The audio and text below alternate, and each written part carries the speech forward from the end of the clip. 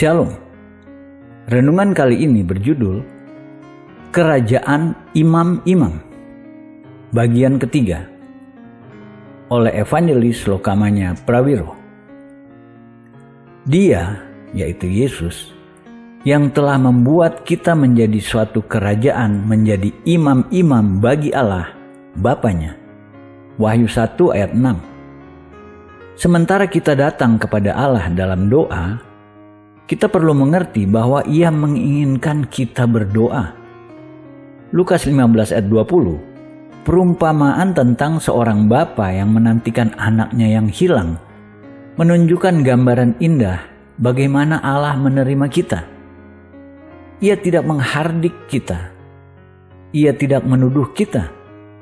Ia tidak jauh. Ia mengasihi, hangat dan ramah.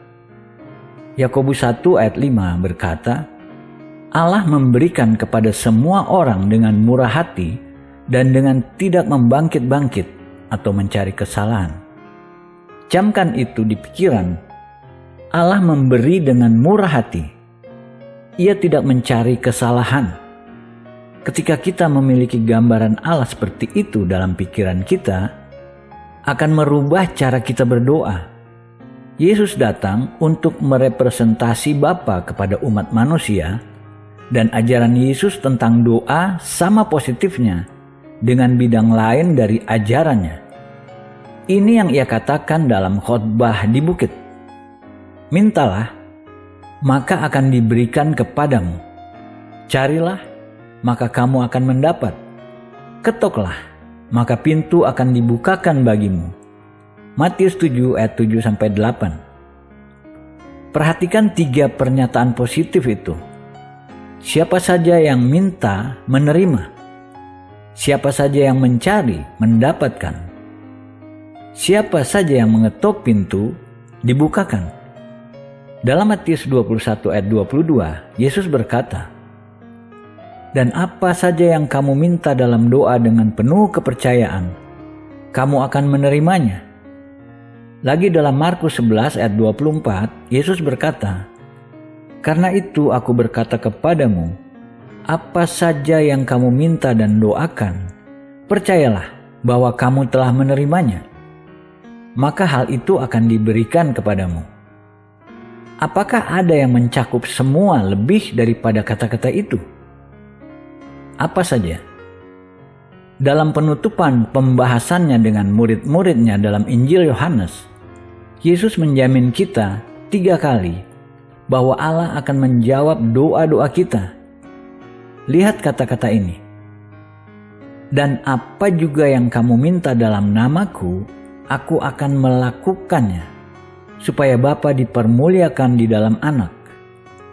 Jika kamu meminta sesuatu kepadaku dalam namaku, aku akan melakukannya.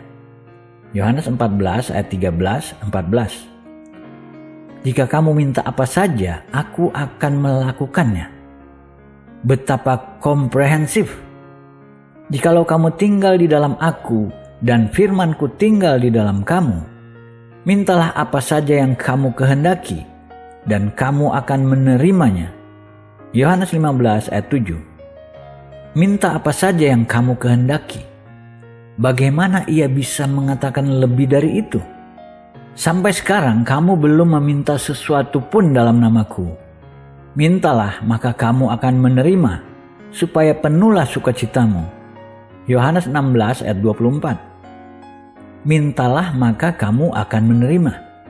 Ada sukacita khusus ketika doa-doa kita dijawab. Yesus ingin kita memiliki sukacita itu. Maka Ia berkata, minta. Untuk mengetahui Allah Maha Besar, pencipta surga dan bumi, penguasa seluruh alam semesta, mendengarkan doa individual, pribadi, bahwa Ia akan melakukan apa yang kita minta padanya secara individual. Satu dari pengalaman paling bergairah yang seseorang bisa alami. Itu yang Yesus ajarkan bukan hanya dengan kata-kata, namun juga dengan tindakan. Dan tindakannya berlanjut bagi kita sampai hari ini. Mari lihat bagaimana kita bisa mengikuti Yesus ke dalam alam doa ini. Yesaya 53 memberi deskripsi terkenal dan mulia mengenai kerja penebusan Yesus. Ayat penutupnya berbunyi seperti berikut. Sebab itu aku akan membagikan kepadanya orang-orang besar sebagai rampasan, dan ia akan memperoleh orang-orang kuat sebagai jarahan, yaitu sebagai ganti karena ia telah menyerahkan nyawanya ke dalam maut, dan karena ia terhitung di antara pemberontak-pemberontak, sekalipun ia menanggung dosa banyak orang dan berdoa untuk pemberontak-pemberontak. Yesaya 53 ayat 12.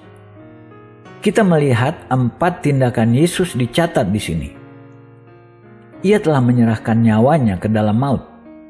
Imamat 17 ayat 11 berkata bahwa karena nyawa atau jiwa makhluk ada di dalam darahnya, Yesus menyerahkan nyawanya ke dalam maut ketika ia menyerahkan setiap titik darahnya.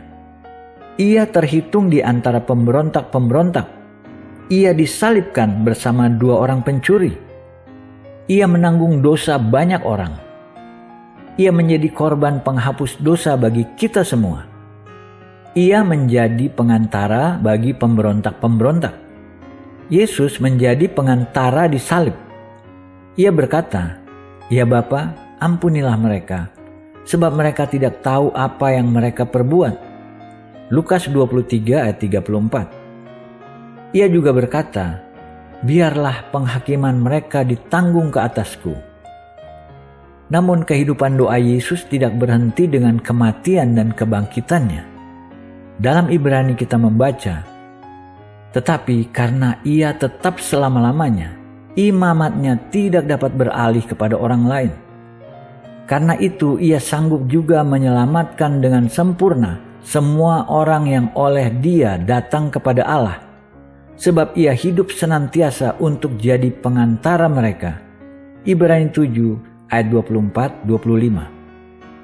Ayat-ayat ini memberi perspektif menarik pada lini waktu kehidupan Yesus. Ia hidup 30 tahun tak dikenal dalam kehidupan keluarga sempurna. Ia hidup 3,5 tahun dalam pelayanan dramatik penuh kuasa. Hari ini ia sudah hidup hampir 2000 tahun sebagai pengantara doa syafaat di surga mewakili orang percaya. Penulis Ibrani memberi kita pengetahuan lebih jauh mengenai pelayanan Yesus yang terus berlangsung ini. Di belakang tabir atau kedua, di mana Yesus telah masuk sebagai perintis bagi kita, ketika ia menurut peraturan Melkisedek menjadi imam besar sampai selama-lamanya. Sebab Melkisedek adalah Raja Salem dan imam Allah yang maha tinggi. Ibrani 6 ayat 19-20 dan pasal 7 ayat 1. Pikirkan ayat-ayat ini dalam ketetapan tabernakel Musa, di mana tergantung 2 tabir besar. Korelasi melewati tabir pertama berarti dipersatukan dengan Kristus dalam kebangkitannya. Di sini kita memiliki 5 pelayanan: rasul, nabi, evangelis, pendeta, dan pengajar. Korelasi melewati tabir kedua ke dalam ruang Maha Kudus berarti melewati kebangkitan sampai kenaikan. Di sini orang-orang percaya diidentifikasi dengan Yesus dalam kenaikannya, duduk dengannya di atas tahtanya. Efesus 2 ayat 6. Di belakang tabir kedua, kita menemukan 2 pelayanan besar terakhir. Ketika penulis Ibrani berkata, Yesus telah masuk ke dalam tabir kedua menurut peraturan Melkisedek sebagai imam besar, ia berkata menurut peraturan surgawi, raja dan imam. Di bumi bergairah menjadi rasul jika kita rasul atau bahkan nabi. Ini karunia-karunia luar biasa. Namun kitab suci menjanjikan pelayanan lebih bergairah lagi. Di belakang tabir kedua, Yesus adalah imam dan raja. Kita memiliki kesempatan berbagi dalam pelayanan itu juga. Sebagian besar orang mengerti fungsi seorang raja untuk memerintah. Partisipasi kita dalam peran imam tidak begitu dimengerti. Mari kita mulai dengan satu kata yang menggambarkan pelayanan unik imam. Korban. Dalam kitab Ibrani, kita menemukan banyak tempat di mana hubungan ini disebut. Ibrani 5 ayat 1 sebagai contoh berkata, sebab setiap imam besar yang dipilih dari antara manusia ditetapkan bagi manusia dalam hubungan mereka dengan Allah, supaya ia mempersembahkan persembahan dan korban karena dosa. Ibrani 8 ayat 3 berkata, sebab setiap imam besar ditetapkan untuk mempersembahkan korban dan persembahan. Imam mempersembahkan korban. Satu-satunya orang-orang dalam Alkitab yang Allah beri otoritas untuk mempersembahkan korban kepadanya adalah imam-imam. Dua raja, Saul dan Uzia, mempersembahkan korban dan keduanya dihakimi dengan keras oleh Tuhan karena mereka bukan imam. Kita mengerti dari ayat-ayat Perjanjian Baru, maka tidak seorang pun bisa menghampiri Allah dengan korban atau persembahan kecuali orang itu seorang imam. Orang-orang pada umumnya tidak berhak datang kepada Allah dan memberi persembahan, bahkan jika persembahan itu perpuluhan. Mereka harus datang melalui seorang imam. Berdasarkan itu, kata-kata yang ditulis oleh Petrus mungkin tampak kontradiksi. Ia mengatakan orang-orang Kristen mula-mula harus menghampiri Allah dengan persembahan korban, dan biarlah kamu juga dipergunakan sebagai batu hidup untuk pembangunan suatu rumah rohani bagi suatu imamat kudus untuk mempersembahkan persembahan rohani yang karena Yesus Kristus berkenan kepada Allah. 1 Petrus 2 ayat 5. Kata kerjanya sudah jelas, persembahan. Kata bendanya sudah jelas, korban. Dua kata yang berhubungan ini tidak bisa dipisahkan dari imam. Sebagian besar orang Kristen mula-mula bukan imam. Demikian pula kita. Dan sudah pasti bukan imam-imam Lewi. Apa arti ayat ini? Jawabannya ditemukan dalam teladan yang ditetapkan oleh Yesus. Selama hidupnya di bumi, Yesus bukan imam Lewi. Penulis Ibrani menyatakan ini cukup jelas. Sekiranya ia di bumi ini, ia sama sekali tidak akan menjadi imam, karena di sini telah ada orang-orang yang mempersembahkan persembahan menurut hukum Taurat. Ibrani 8 ayat 4. Yesus tidak berasal dari suku Lewi. Ia karenanya tidak memiliki hak mempersembahkan korban imam Lewi. Yesus memiliki keimamatan berbeda, dan keimamatan itu digambarkan dalam Ibrani 6 dan 7. Lihat pada ayat-ayat dari Ibrani di belakang tabir kedua, di mana Yesus telah masuk sebagai perintis bagi kita ketika ia menurut peraturan Melkisedek menjadi imam besar sampai selama-lamanya. Sebab Melkisedek adalah Raja Salem dan imam Allah yang maha tinggi. Ibrani 6 ayat 19-20 dan pasal 7 ayat 1. Nama Melkisedek dalam Ibrani berarti Raja Kebenaran. Nama mengungkapkannya sebagai raja dan posisinya imam dari Salem. Memiliki arti damai. Ia memiliki keimamatan pertama yang disebut dalam Alkitab dalam Kejadian 14 ayat 18. Keimamatan Lewi di bawah hukum Musa, keimamatan sekunder, inferior. Keimamatan permanen, kekal adalah Melkisedek. Menurut peraturan keimamatan Yesus. Menarik untuk dicatat bahwa Abraham mempersembahkan perpuluhannya kepada Melkisedek. Sebagai balasan, Melkisedek memberi Abraham dua hal, roti dan anggur. Pada makan malam terakhir, ketika Yesus mengambil roti dan anggur dan memberinya kepada murid-muridnya, ia berkata, "Dalam elemen-elemen ini, kamu melihat keimamatan Melkisedek dikembalikan seperti semula dalamku."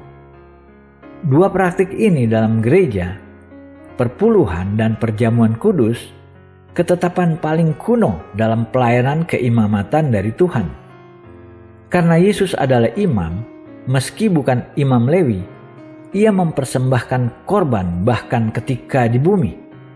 Ketika kita kembali ke Ibrani, kita menemukan korban yang ia persembahkan dan bagaimana ini berlaku bagi kita. Di sini, penulis mengutip Mazmur 110, sebagaimana firman-Nya dalam suatu nas lain, "Engkau adalah imam untuk selama-lamanya menurut peraturan Melkisedek." Dalam hidupnya sebagai manusia, ia telah mempersembahkan doa dan permohonan dengan ratap tangis dan keluhan kepada Dia yang sanggup menyelamatkannya dari maut, dan karena kesalehannya ia telah didengarkan. Ibrani 5 ayat 6 dan 7. Kata-kata itu, "Engkau adalah imam untuk selama-lamanya menurut peraturan Melkisedek," diaplikasikan pada Yesus. Maka kita memiliki 3 pengorbanan Yesus berturut-turut dalam peran keimamatannya. Pertama, di bumi ia mempersembahkan doa dan permohonan berteriak kepada Allah. Kedua, di salib ia mempersembahkan dirinya. Dan ketiga, di surga ia mempersembahkan pelayanan keimamatan berkelanjutan sebagai pengantara dalam doa syafaat mewakili orang percaya. Teladan yang ditetapkan oleh Yesus menunjukkan apa yang Allah ingin kita lakukan. Kata-kata ini ditemukan dalam kitab Wahyu. Dan dari Yesus Kristus, saksi yang setia, yang pertama bangkit dari antara orang mati, dan yang berkuasa atas raja-raja di bumi ini. Bagi Dia yang mengasihi kita dan yang telah melepaskan kita dari dosa kita oleh darah-Nya, dan yang telah membuat kita menjadi suatu kerajaan, menjadi imam-imam bagi Allah, Bapa-Nya. Bagi Dialah kemuliaan dan kuasa sampai selama-lamanya. Amin. Wahyu 1 ayat 5 dan 6. Melalui pengampunan dosa kita dan penyucian darah Yesus, kita menjadi suatu kerajaan dan imam-imam. Terjemahan lain berkata, raja-raja dan imam-imam, atau kerajaan imam-imam. Kita bisa meraih 2 fungsi tertinggi yang pernah disediakan bagi manusia. Tujuan dan maksud Allah untuk umat-Nya adalah menjadi suatu kerajaan imam-imam. Apa artinya bagi kita menjadi raja dan imam? Sebagai raja, kita dimaksudkan untuk memerintah dalam kerajaan-Nya. Sebagai imam, kita dimaksudkan untuk mempersembahkan korban. Namun perhatikan, hubungan spesifik, suatu kerajaan dan imam-imam atau suatu kerajaan dari imam-imam. Umat Allah bukan satu atau yang lain. Sebagai umat dari suatu kerajaan, tanggung jawab kita untuk memerintah dunia bagi Allah. Hanya ketika kita belajar melayani sebagai imam, kita bisa melakukan ini. Korban spiritual apa yang Allah harapkan kita persembahkan? Seperti Yesus mempersembahkan doa dan petisi selama hidupnya di bumi, demikian pula kita harus melakukannya. Ketika kita belajar berdoa, maka kita memiliki kualifikasi untuk memerintah. Memilih untuk mengerti kuasa doa dan mengambil tempat kita sebagai seorang pendoa dalam kerajaan Allah sangat penting. Coba pikirkan, apakah kita bersedia mengatakan, "Allah Bapa, jika Engkau bisa menjadikan saya seorang imam untuk kerajaan-Mu, saya bersedia membayar harganya"? Tidak ada panggilan lebih tinggi. Ketika berdoa, kita menjangkau tahta. Orang lain mungkin tidak melihat kita karena kita tidak bisa dilihat setelah melewati tabir, namun hidup kita akan diperhitungkan untuk Allah, untuk waktu dan kekekalan. Kita mungkin tidak menganggap diri kita seorang pendoa terlatih sekarang. Namun jika kita menyerahkan diri kita, Allah akan membentuk kita. Kemungkinan berarti merubah beberapa cara kita biasanya melakukan hal-hal. Tidak sulit, sangat praktikal. Kita harus belajar bagaimana menghampiri Allah, memenuhi syarat-syarat dasar untuk mendapatkan jawaban doa. Kita harus belajar mengenai banyak jenis doa, seperti petisi dan perintah. Kita harus mengerti di mana tempat peperangan spiritual. Kita harus mengerti bagaimana mengetahui kehendak Allah dan berdoa balik padanya. Dimungkinkan berdoa dengan keyakinan. Ingat, Allah ingin kita berdoa dan mendapatkan apa yang kita doakan. Amin.